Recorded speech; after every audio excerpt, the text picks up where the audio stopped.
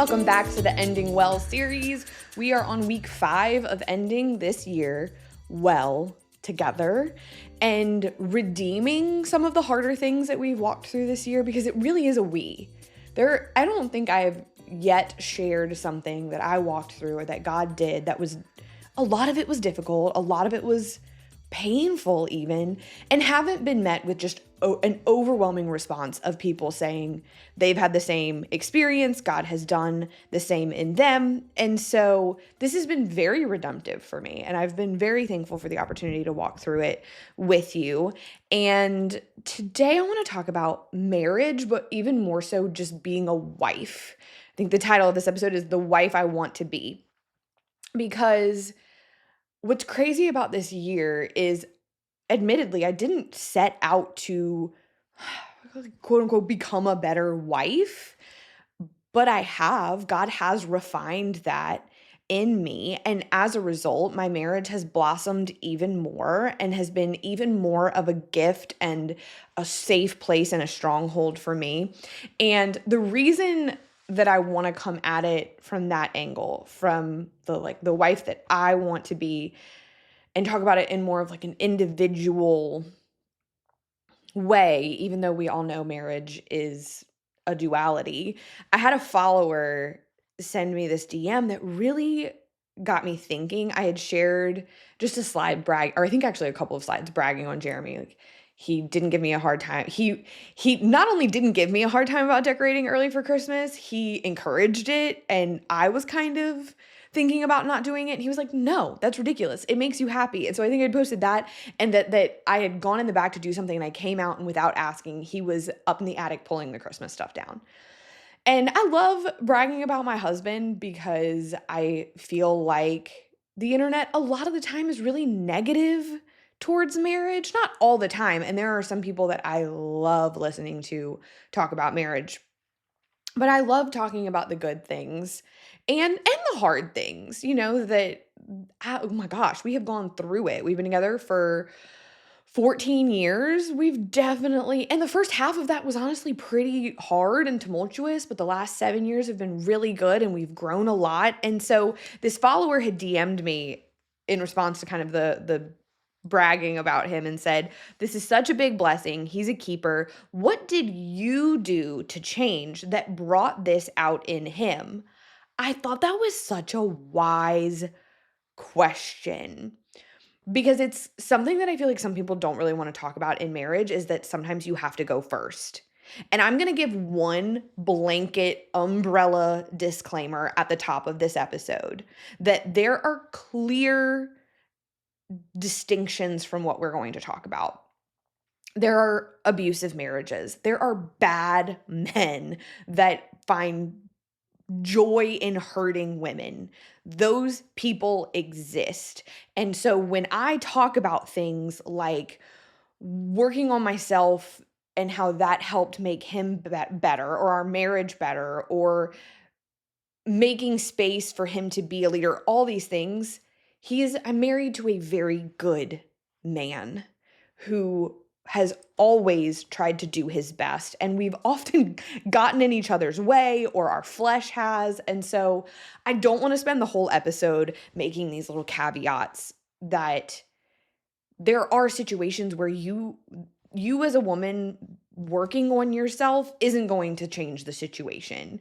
You surrendering may save you, but it may not save your marriage. And that is very real, but it is not an experience that I can speak into. And honestly, sometimes I'm hesitant to talk about marriage in a more in-depth way, because if I've learned anything about the internet, is that privacy is protection. And I'm so fiercely protective of my marriage. It is the absolute best gift in my life other than my salvation. And he is my best friend.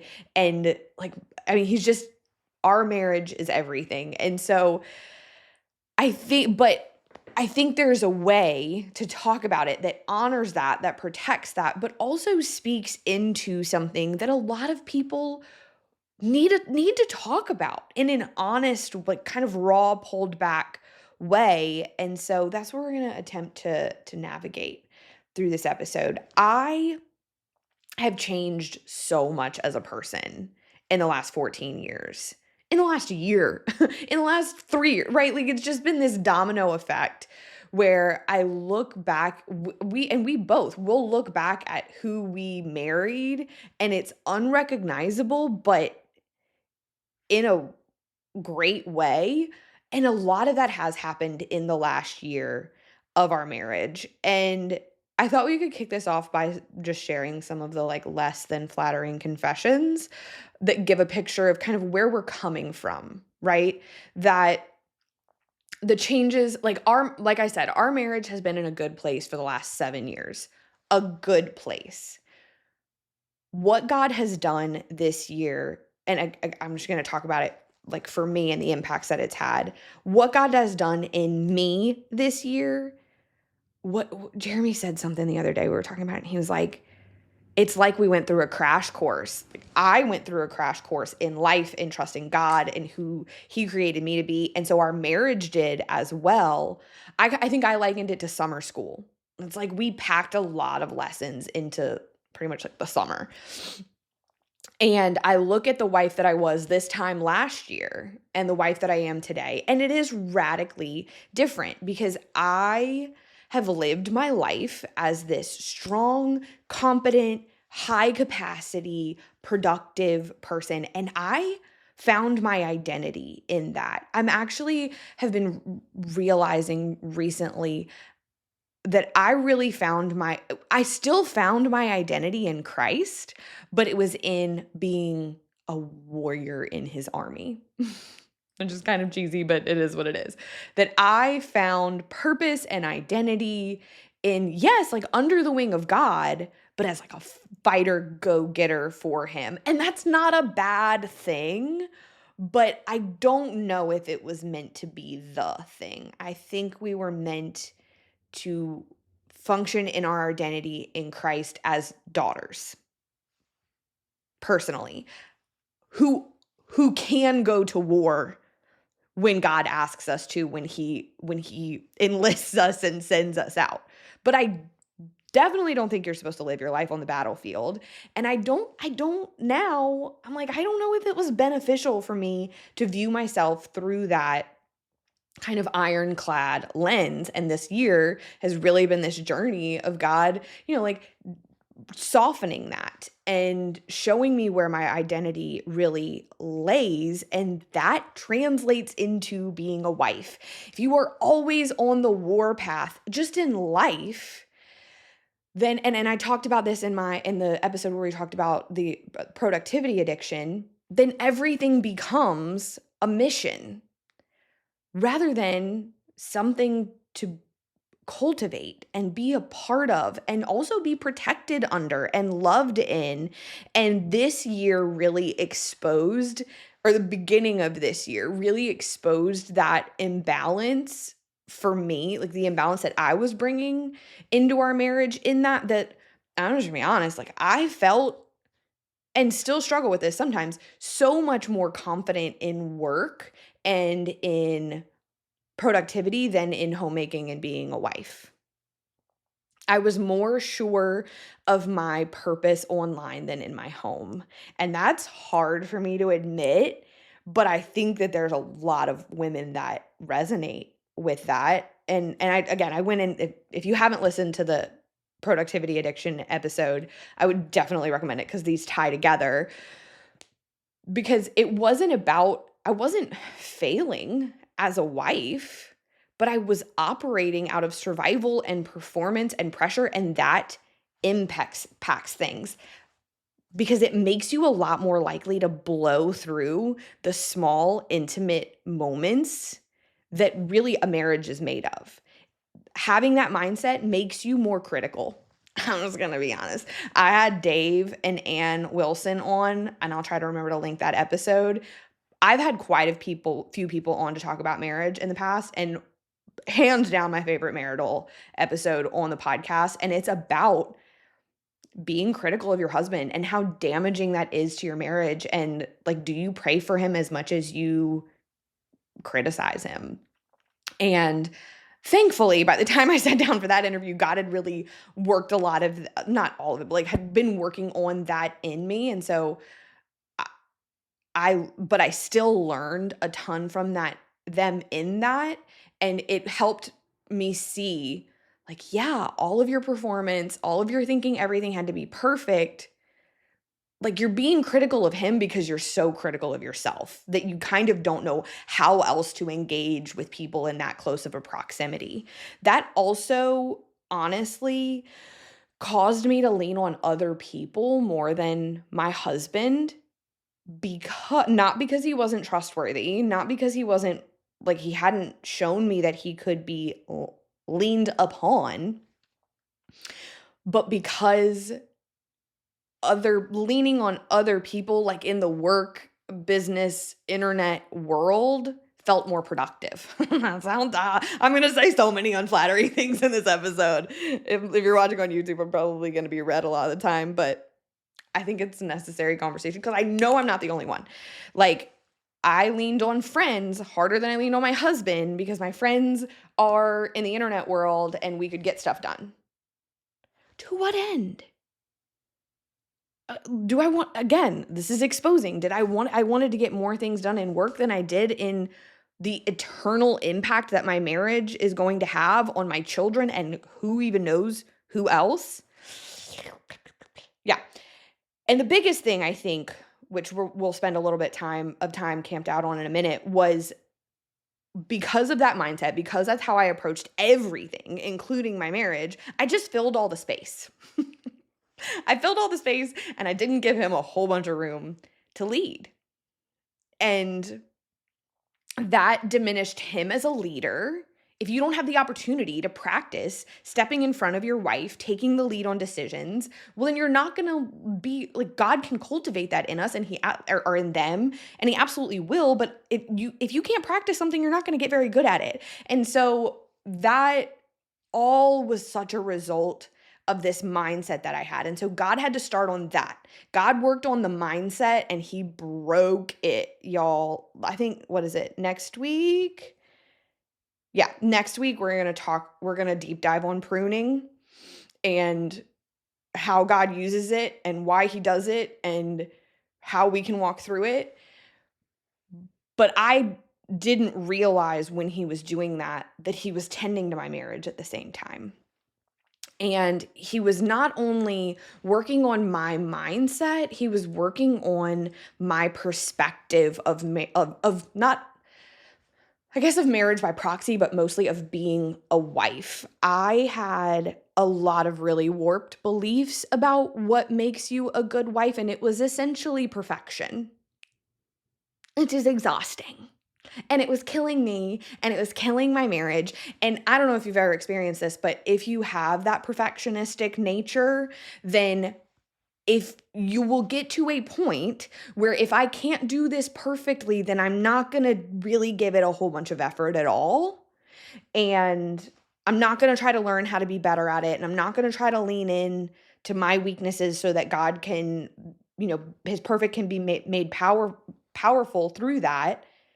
Because if I can't do it perfectly, I'm just not going to do it at all. That's a terrible perspective to have about marriage and about being a wife.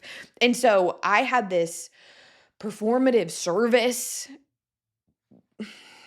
approach rather than true connection. And please don't hear me saying, like, these things were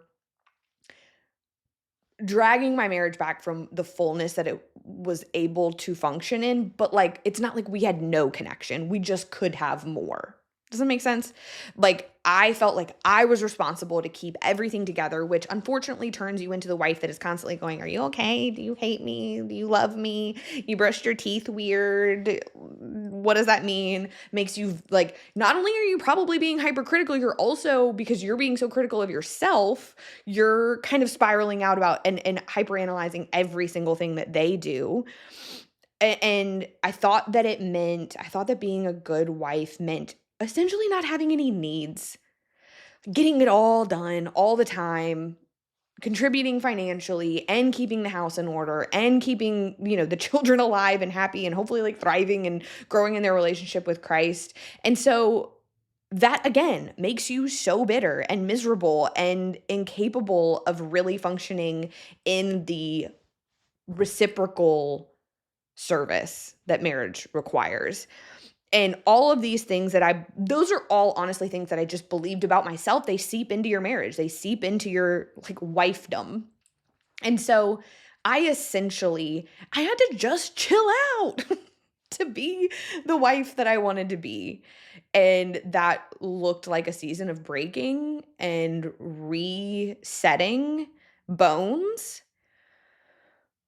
But the things that we've already discussed in the series, hearing God, going a different way, breaking my addiction to productivity, all of that has culminated in really shifting my marriage. And I think it can be easier to focus on the way you want the other person to change, what you want the other person to do, that you can see very clearly, this would make our marriage better. This would make it easier for me to be a better wife. It is harder and more humbling to look at what you bring to the table, to ask God to seek you and know you and change you. It's harder to acknowledge how you're contributing to the issues, but I had to do that this year, and the fruit that it has borne has been uncountable. And so if that resonates with you, if any of what I've just said of like the wife that I have been strikes true, as God did all of this work in me, there were like decisions that he put before me that, not like in a toot my own horn way, but I just kept choosing obedience. And when I felt the Spirit lead me in a certain direction to do things that felt unnatural and sometimes like wrong, or, if I don't do this way, will he still love me? Is that what did he fall in love with my productivity and high achieverness? And no, he loves, it's not that he doesn't love those things about me, but they're not why he loves me. And so there was also like the little lies in the back of my head that said that if I made these changes, if I chose obedience, if I walked into what I felt like God was walking me into, which was like softer, slower, kinder, smaller in a lot of ways, what if he doesn't love this version of me? What if not? And if I'm honest, like not just Jeremy, this is kind of like a widespread concern. But primarily him, because he's the most important person in my life. And the opposite has been true. Like I have stepped more into the wife that I was always meant to be and the wife that I've always wanted to be. And it has been so fruitful and beneficial for our life, because your marriage impacts your entire life. And so the first thing was I started letting him lead.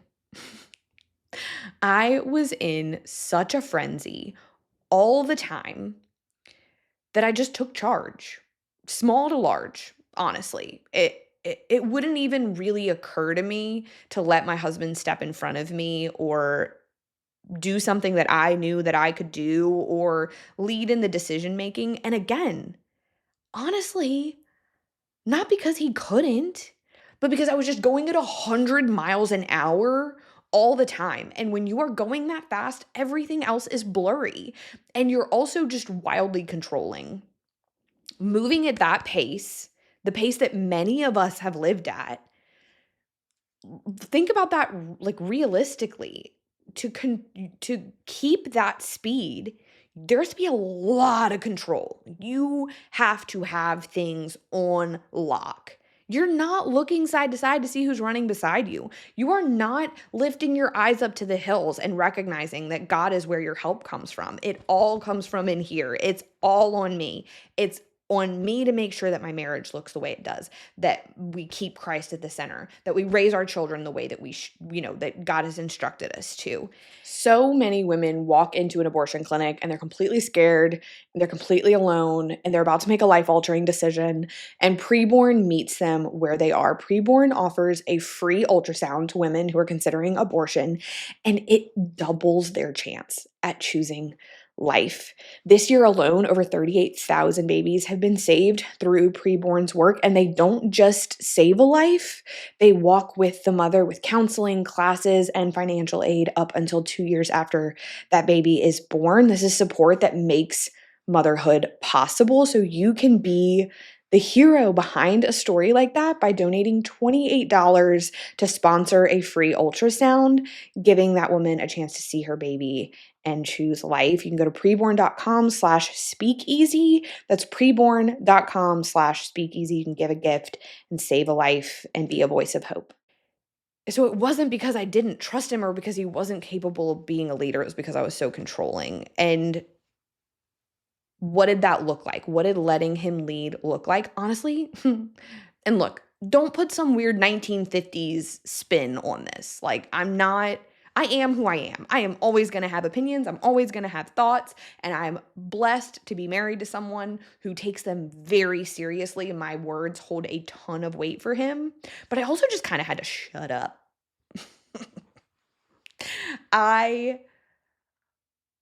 I learned how to like ask him for his opinion or his thoughts and then not like railroad over them as he gave them.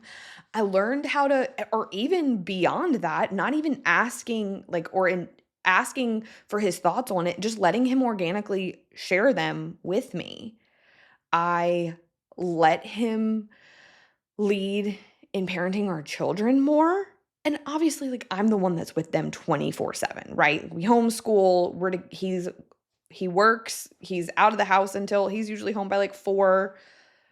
But there's still a way that, like, I just stopped undercutting his parenting. I'm just gonna say it bluntly. Do we like 100% parent the same? No, I kind of think that's how it's supposed to work. And now I'm not going to get into like a whole parenting podcast here, but what I kind of had to recognize was I was expecting him to fill, like, I thought that the motherhood role or parenting like a mother was what he should do too. No, he's their dad. He brings a completely different element, a completely different perspective and outcome to the table. And if we both functioned as men or we both functioned as women, that's not how God created it to work. And so when I like stopped undercutting his parenting and let him lead, oh my gosh, he has stepped into it so beautifully. He's such a good dad. Like, I could cry thinking about like watching him get down on his children's level and have heartfelt Christ-led conversations about right and wrong and good and evil and choices and consequences. And I mourn a little bit the amount of time I spent taking his feet out from under him because he didn't do it the way that I did.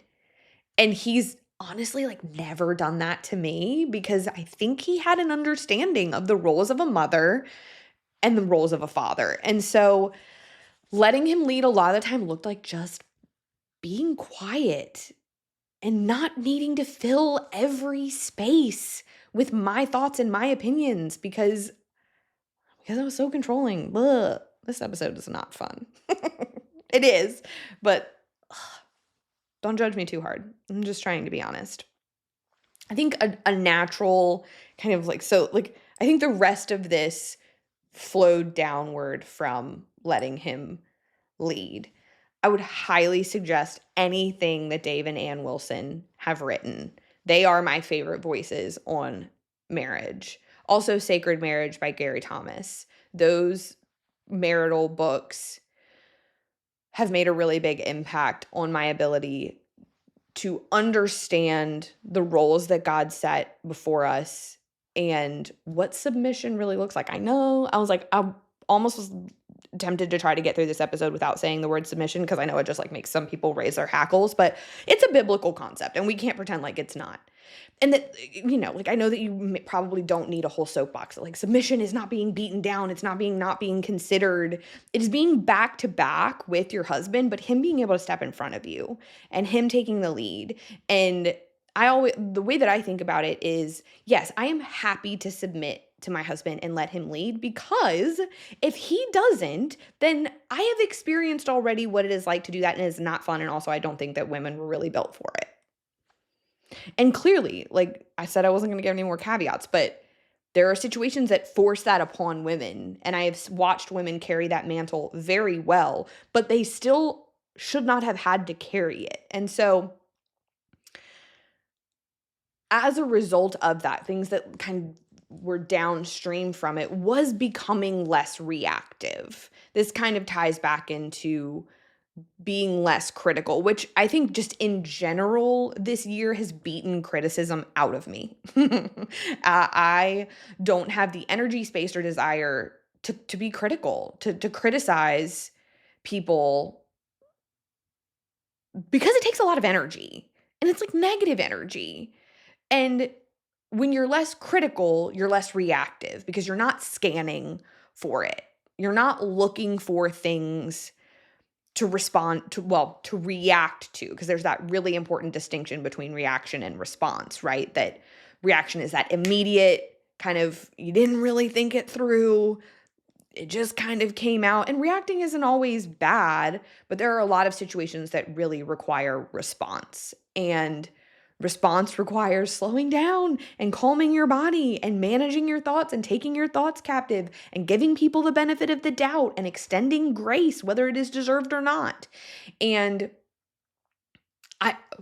please hear me saying less reactive, not non-reactive. If I got triggered the other day and totally popped off and kind of acted like old Blake as a wife. Ugh, I'm going to kill you kind of thing. But immediate conviction of he didn't actually do anything wrong. I think I was like embarrassed. I was in a situation where I was embarrassed and something hadn't worked out the way that I wanted it to. And I didn't do a good job of managing my own triggers, my own issues, and I put it on him because he's safe and therefore can be an easy target. Gross. That's not the kind of wife I want to be. And so growing in the ability to calm down and not need to fight every battle and letting him lead has allowed me to be less reactive and critical, and again, created space for him to thrive, for him to step into, because that's a hard way to live. Having somebody like on your butt all the time, No, I've lived a lot of my life with myself on my own butt, much less an actual person. No, I don't. That's not, you can't thrive on, like, under those circumstances. And so just changing the tone of communication, that becomes reciprocal. Like, you're both, if again, I'm not trying to paint Jeremy as perfect and that I was just a mess. He definitely had his stuff that he brought to the table, but I think I brought more. I'm just going to be point blank honest. I think I brought more issues. And I'm also, 8 years younger than him. He's a little bit more mature than me sometimes. But another big thing was allowing him to support me, which is just kind of frustrating for me now. Looking back, I can see how he's wanted to do the things. He's wanted to be supportive. He's wanted to step in. But I was just blowing through everything. And I think about the dishes. Like, the dishes are the bane of my existence, but I also, having a full sink makes me twitchy and anxious. And so that is the chore that I can get the most huffy about. And he has always, you guys, always, 14 years, always been willing to tackle the dishes, because they also make him twitchy, but he hates it less. And this is just a small, simple example. But I had it in my head. Good, perfect wife, does all the things. Everything's always done. She doesn't need help. She doesn't need support. And so I would do the dishes from a place of resentment, not even necessarily towards him, but just at the situation. Why are we have so many cups? Why are there so many cups dirty, kind of thing? So I would do the dishes when there were all these other things that I needed to get done. And I knew cognitively he would do this when he got home. And that's one of the things that I've shifted this year is like, also my kids help a ton. Having older kids that can do chores, clutch. Also like great for your marriage, I've found. But so like the girls unload, but almost always he will load it because he gets home and he's off work and he's happy to do it. He is happy to do it. And same thing with laundry and same thing with picking up. Like he is willing to do these things. I was just taking up so much space because of my control and perfectionism, and allowing myself to be supported by him has been such a sweet thing. It has been being served by someone is a biblical expression of love that I think a lot of us rob ourselves of. If you have that hustler, go, go, go, get it all done mentality, I mean, Jesus served his disciples multiple times because he loved them and he wanted them to know that he loved them. If Jesus did that to his disciple, if the disciples were worthy of the service of the king, can I let myself be served by my husband who loves me and chose me and wants to do it? It was hard. I know that's ridiculous, but it was. Another big one was that God has done this kind of integration in me this year was giving. I really viewed homemaking, motherhood, being a wife as competition to my calling in ministry, whatever that looks like. It was like two different people. And over the year, God has integrated the two and also reordered them. And I talked about this, I think I've talked about it a couple of times actually through these Ending Well episodes, that the like vision that God gave me of those like clacking boards that would they would like click and turn over, and it was like what my priorities used to look like, which admittedly like a lot of like work and stuff like that was at the top, and there was this point where God just went nope, and my relationship with Christ, my marriage, my children, their education, my well-being all shifted to the top of the board. And with that came God kind of being like, you have to stop fragmenting and seeing like this is a set of to-do lists and this is a set of to-do lists, and just let it all exist under my purview, essentially. And that was an undertaking. And genuinely, y'all, I wish that I could give you bullet points of how God did that, but it was surrender. Like the bullet point would be surrender. It would be daily, hourly, often laying it down and asking God to do it because I knew I couldn't. There's not a 5-step program to reintegrating yourself and I had been living fragmented for a long time. I had lived seeing myself in two identities for a really long time. And so that coming back together and the reordering of priorities allowed me to soften. Yeah. Allowed me to soften and feel more like my authentic self and step into the wife that I wanted to be.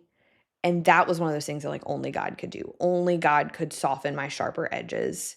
Only God could soften my identity and pull me back together and set me on the right path. And what's been cool is that path is also lined with like levity and fun and connection. And we talk again, I know I'm referencing the productivity addiction episode a lot, but these two things are just tied in together. That in that episode, I talked about not being able to experience the life that was happening in front of me. And that is so true for my marriage.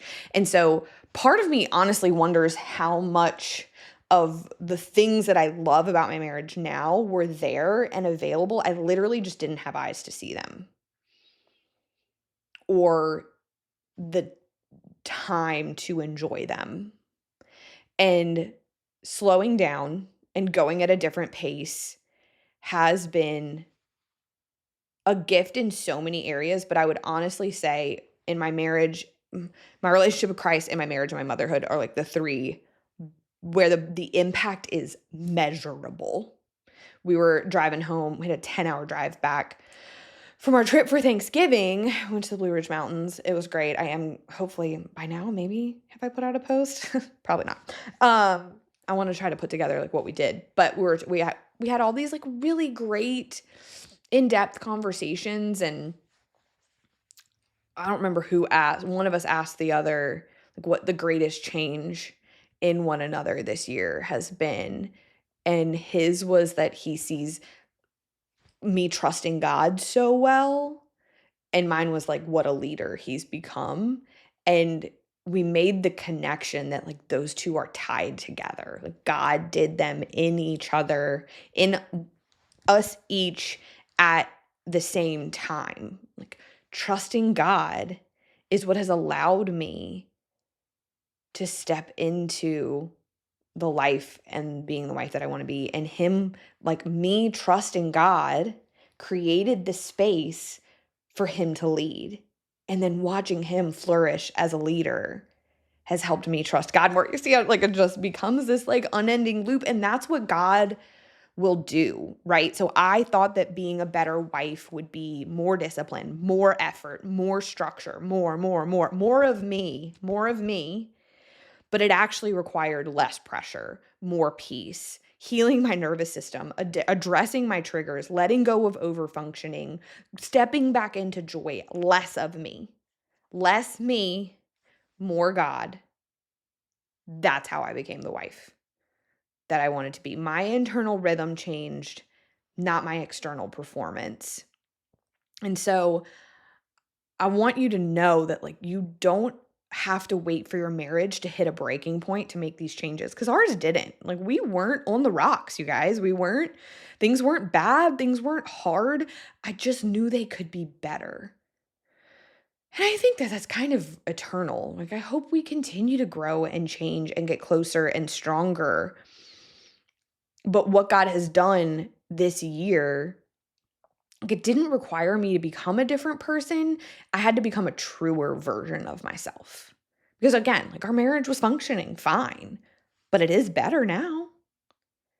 And what if God is not asking you to be useful, productive, impressive? He's just inviting you to be whole in your marriage, also in your identity, in the part of your identity that is a wife. And that I posted the other day just about how we're facing December. And I said, you know, women, like you are the thermostat. You set the temperature. And gosh, if I have watched anything unfold this year, it has been that. That has been so true, that as God has done a work in me, he's done a work in my home. And I wanted this to be a reminder that like becoming the wife that you want to be isn't about trying harder. It's about letting Jesus make you whole enough to love out of abundance instead of exhaustion, and trusting him with the process. And so I hope this is helpful. I hope that this meets you where you are and that you can take nuggets out of it. Definitely go listen to the episode with Dave and Ann Wilson. They are fantastic. So much wisdom in that episode. And yeah, I'll see you next week. It is time to stop playing the health insurance game and join Crowd Health, a community of people who are just funding each other's medical bills directly without the middleman, without the networks and the nonsense. Health insurance is stressful, and it's honestly a lot of time fraught with uninformed consent. They're counting on you just re-signing up without considering your options. And the thing is that you have options. With Crowd Health, you get access to a team of health bill negotiators. Your prescriptions and lab testing is much more affordable. They have a network of doctors. And then if something crazy happens, you pay the first $500, and then the crowd steps in and funds the rest. So far, Crowd Health members have saved over $40 million in healthcare expenses because they just refuse to overpay for healthcare. So this open enrollment, you can take your power back, join Crowd Health to get started today for $99 for your first 3 months using the code SPEAKEASY at joincrowdhealth.com. That's joincrowdhealth.com, code SPEAKEASY. Crowd Health is not insurance, but this is how you opt out and take your power back.